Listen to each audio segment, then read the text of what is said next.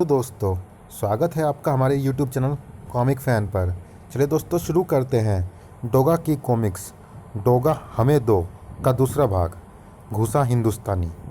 चलिए शुरू करते हैं। संजय गुप्ता पेश करते हैं घुसा हिंदुस्तानी। उच्चाधिकारियों की उस आपातकालीन मीटिंग में इंस्पेक्टर सूर्य को भी निमंत्रित किया गया था। इंस्पेक्टर सूर्य, डोगा का केस यूँ तो मुंबई के हर पुलिस ऑफिसर के पास है, क्योंकि पूरी मुंबई में डोगा को कहीं भी देखते ही गिरफ्तार करने या गोली मार देने के आदेश हैं। वो बात अलग है कि आज तक ऐसा नहीं हो पाया, लेकिन आधिकारिक रूप से डोगा की केस फाइल तुम्हारे पास ही है, इसलिए तुम्हें भी हमने इस मीटिंग में शामिल किया है। मैं समझ सकता हूँ सर। हाँ, तुम समझ सकते हो कि इस वक्त देश एक अजीब स्थिति से जूझ रहा है।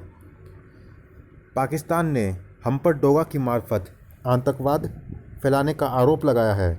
दूसरे देशों का भी हम पर दबाव बन रहा है, और यह तभी संभव होगा जबकि हम डोगा को गिरफ्तार कर ले। ये मीटिंग पूछने के लिए ही बुलाई गई है कि क्या डोगा की गिरफ्तारी संभव है।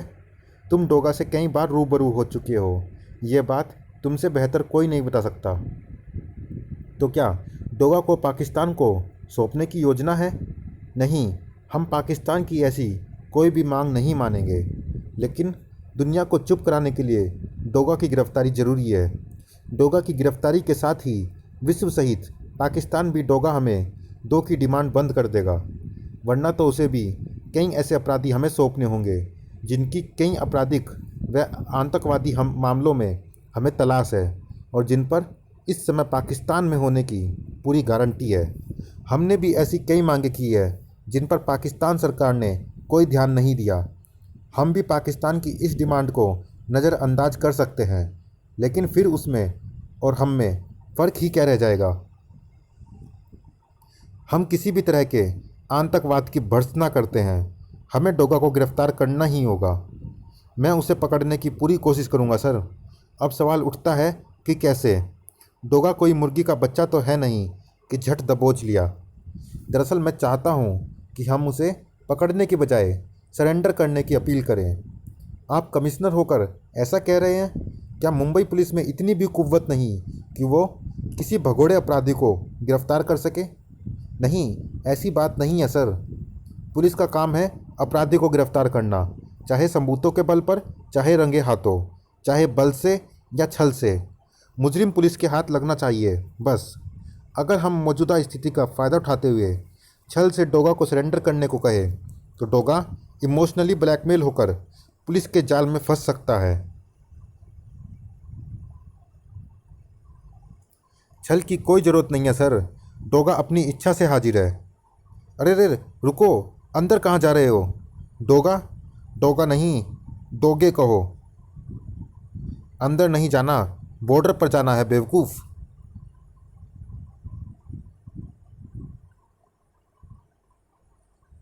इतने सारे डोगे? ये तो कम से कम 2000 होंगे।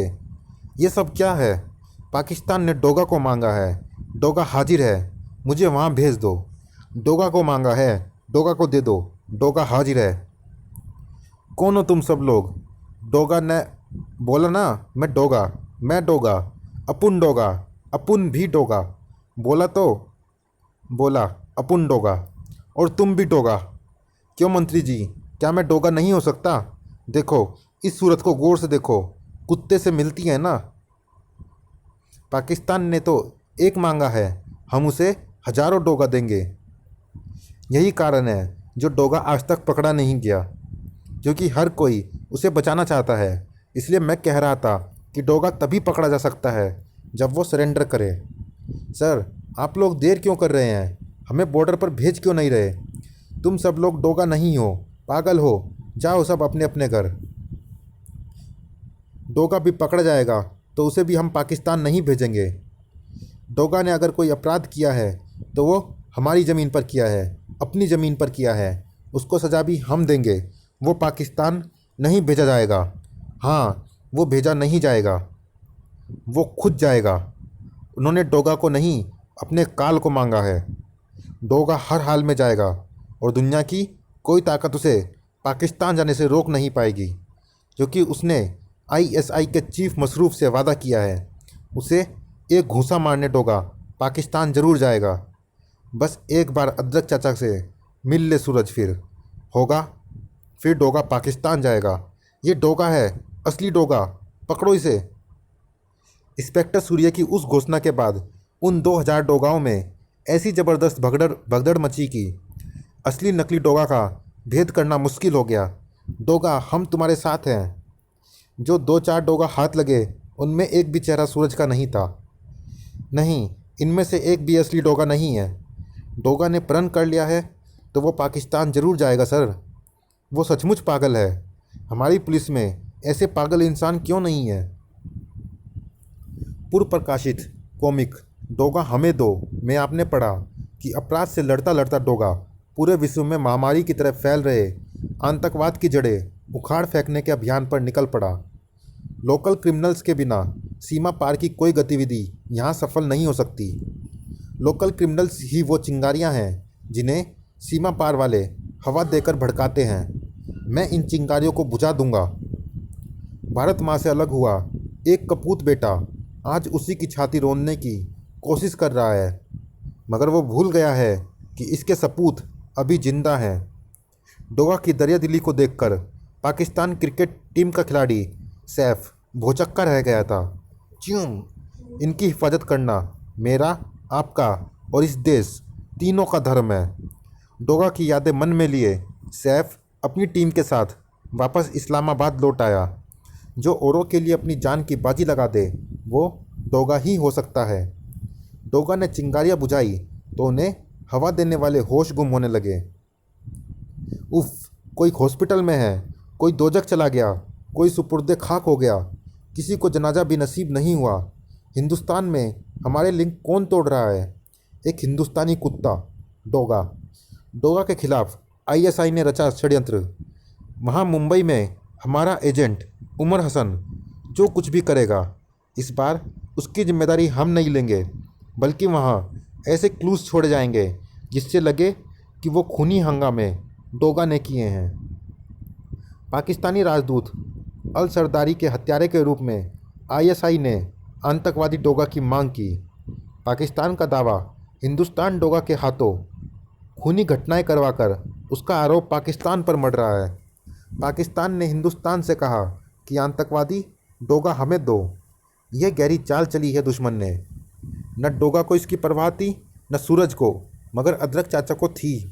डोगा की तलाश के लिए युद्ध की सी स्थिति बन सकती है जैसी अफ़गानिस्तान में बनी, जैसी इराक़ में बनी।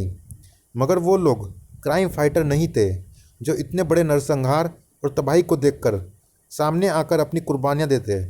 मगर मैं जानता हूँ कि अगर डोगा के कारण युद्ध की स्थिति पैदा होती है तो डोगा ये नहीं होने देगा और वो हंसते हंसते खुद को हमारे हवाले कर देगा। फिर एक दंगा और भड़का। इस दंगे में अदरक चाचा की खोपड़ी फ्रैक्चर हो गई। तब डोगा ने चीफ मशरूफ को दिया वो चैलेंज, मैं पाकिस्तान आ रहा हूँ चीफ मशरूफ, और जानता है क्यों? तुझे लगाने एक घूंसा हिंदुस्तानी। अब आगे पढ़े। अदरक चाचा की आंखें अभी तक शून्य में घूर रही थी।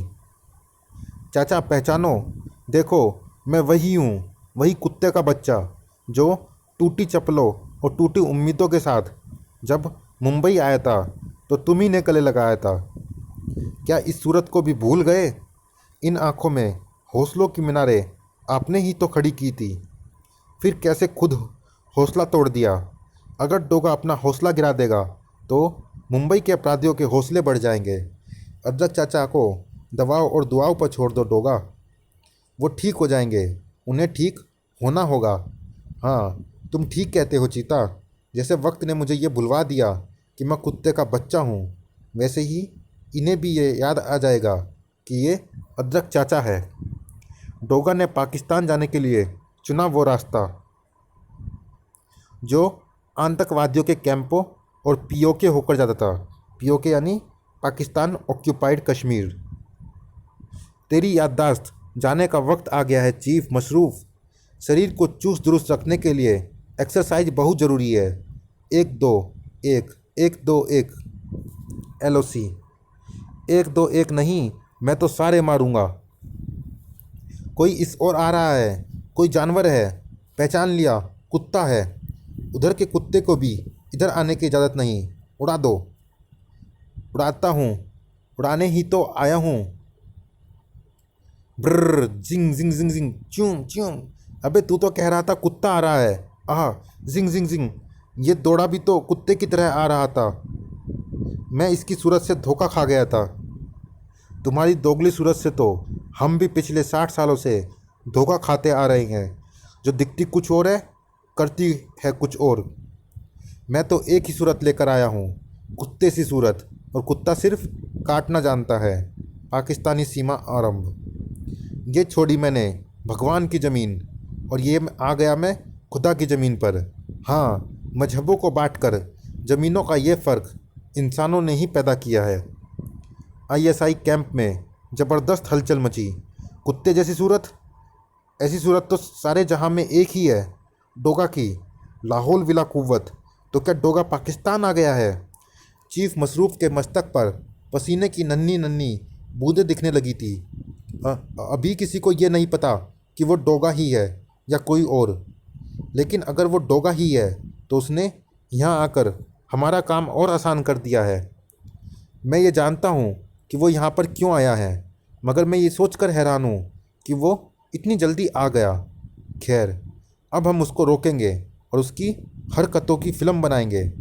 वो फिल्म हम पूरे विश्व को दिखाएंगे और अपनी बात को साबित करेंगे कि हमने जो कहा है हिंदुस्तान वैसा ही कर रहा है। डोगा पर फिल्म बनाने और उसे ढूंढने के लिए 3-3 हेलीकॉप्टरों ने उड़ान भरी। उसका निशाना इस्लामाबाद में आईएसआई का दफ्तर है। वो हर सूरत में इस्लामाबाद पहुंचने की कोशिश करेगा। उसे ढूंढो, उसे कुत्ते की मौत मार दो। पाकिस्तान की ज़मीन पर भी था एक हिमायती डोगा का। अगर तुम लोग आतंकवाद के विरोध में मेरा साथ देते हो तो ठीक है, वरना मैं अकेला ही ये काम कर सकता हूँ। तुम्हारा साथ देकर अपने देश के खिलाफ आवाज़ उठाएं। नहीं, ये नहीं हो सकता। तुम पागल हो गए हो सैफ। हम में से एक भी तुम्हारा साथ नहीं देगा। तुम अंतर्राष्ट्रीय स्तर के देश के चोटी के खिलाड़ी हो। तुम्हें ये हरकत शोभा नहीं देती। तुम पर देशद्रोह का इल्ज़ाम लगेगा, तुम्हें फांसी मिल सकती है। मुझे परवाह नहीं है काजी साहब।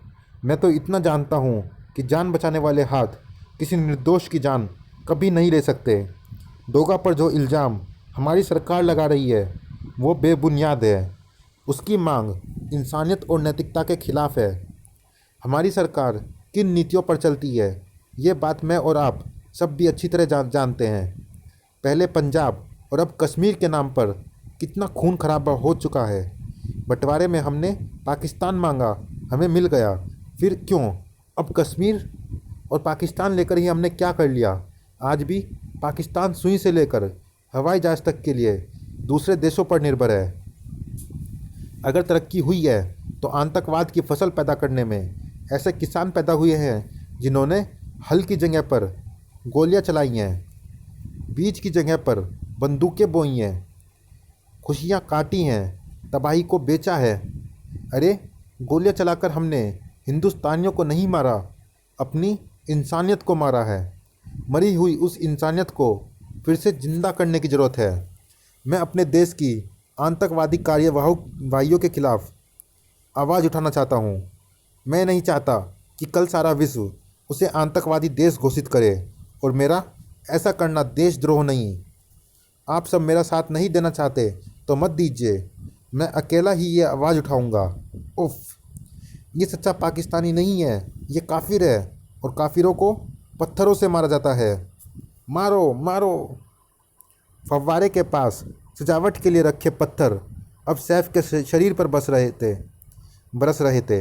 अपने देश की इज्जत बचाने के लिए तब डोगा ने भी पत्थर खाए थे, जब स्टेडियम में दर्शकों ने हम पर पत्थर बरसाए थे। अपने देश की इज्जत बचाने के लिए मैं भी पत्थर खा सकता हूँ, लेकिन मैं अपने देश को एक आतंकवादी देश घोषित नहीं होने दूंगा। मैं रोकूंगा उसे। मैं पाकिस्तानी हुकूमत को ये भी बताऊंगा कि डोगा पर लगाए गए उनके इल्ज़ाम झूठे हैं। चीफ मसरूफ़ साहब अपने उड़ाकों के लगातार संपर्क में था। चीफ मशरूफ साहब, फिल्म तो हम तब उतारेंगे जब हमें डोगा दिखेगा। आप फिक्र ना करें साहब, हमने पीटीवी पर डोगा की हरकतों को लाइव टेलीकास्ट करने की पूरी तैयारी कर रखी है, ताकि सारी दुनिया डोगा का तमाशा देख ले और हिंदुस्तान की मंशा समझ जाए। मगर ये डोगा गया कहाँ? उसे तो अब तक इस्लामाबाद पहुंच जाना चाहिए था। डोगा दिख गया चीफ मशरूफ। वो एक फ़ौजी ट्रक में है, उस पर हमला करो ताकि वो पलट कर वार करे, और जब वो पलट कर वार करे तो उसकी वीडियो फिल्म बनाओ, उन दृश्यों को लाइव टेलीकास्ट करो। डोगा की हरकतों में थोड़ी बहुत तबाही तो मचेगी, लेकिन उस तबाही से हमें हमारे मकसद में कामयाबी मिलेगी। उस फौजी ट्रक में डोगा ही था। डोगा एहसान रोड पर है, उसे घेरो। मुझे हेलीकॉप्टर से घेरने की कोशिश की जा रही है। फट फट फट फट। हमारा मकसद डोगा की मौत सारी दुनिया के सामने। बटर। डोगा सिर निकाल कर ऊपर देख रहा है। डोगा को पलट कर वार करने का मौका देना है। मूर्खों को ये भी नहीं मालूम कि दुश्मन डोगा जैसा या डोगा हो तो उसके ठीक सिर के ऊपर हेलीकॉप्टर लेकर नहीं उड़ना चाहिए, वरना बूम, अंजाम खतरनाक होता है। सारी दुनिया पीटीवी पर डोगा की हरकतों को देख रही है। पुलिस की पूरी बटालियन जिसे डोगा को पकड़ने या मारने के लिए लगा दी गई थी। हेलो कंट्रोल रूम, मैं दरोगा सुलेमान बोल रहा हूँ। हम एहसान रोड पर हैं। यहाँ एक ज़बरदस्त विस्फोट हुआ है। डोगा ने हेलीकॉप्टर को निशाना बना लिया है। आकाश धुएं से भर गया है। जिसमें डोगा है वो ट्रक हमारे ठीक सामने चला आ रहा है। इस वक्त हम ओवर ब्रिज पर है, जिसके दोनों तरफ सरकारी इमारतें हैं। हेलो, मैं दरोगा अब्दुल सयाना बोल रहा हूँ। डोगा का ट्रक ओवर ब्रिज पर हमारे आगे जा रहा है। आगे जिंग जिंग जिंग जिंग जिंग जिंग, और पीछे जिंग जिंग जिंग जिंग जिंग जिंग। दोनों ओर से उसके ट्रक के परखच्चे उड़ा दो। उन परखच्चों के बीच तड़पता डोगा का शरीर नज़र आना चाहिए। जिंग जिंग जिंग जिंग। या खुदा, उसने तो अपना ट्रक ओवर ब्रिज से पाकिस्तान डेवलपमेंट अथॉरिटी की इमारत पर कुदा दिया है। फट फट। अफ़गानिस्तान में युद्ध के समय अमेरिका की मदद करने की एवज में जो पैसा मिला था, उससे अभी अभी तो ये बिल्डिंग बनाई थी। अब तो इसकी रिपेयरिंग के पैसे भी नहीं बचे। चलिए दोस्तों, इस भाग में इतना ही। ये रोमांचक कॉमिक्स जारी है अगले भाग में भी। मिलते हैं इसी कॉमिक्स के अगले भाग में। तब तक के लिए धन्यवाद।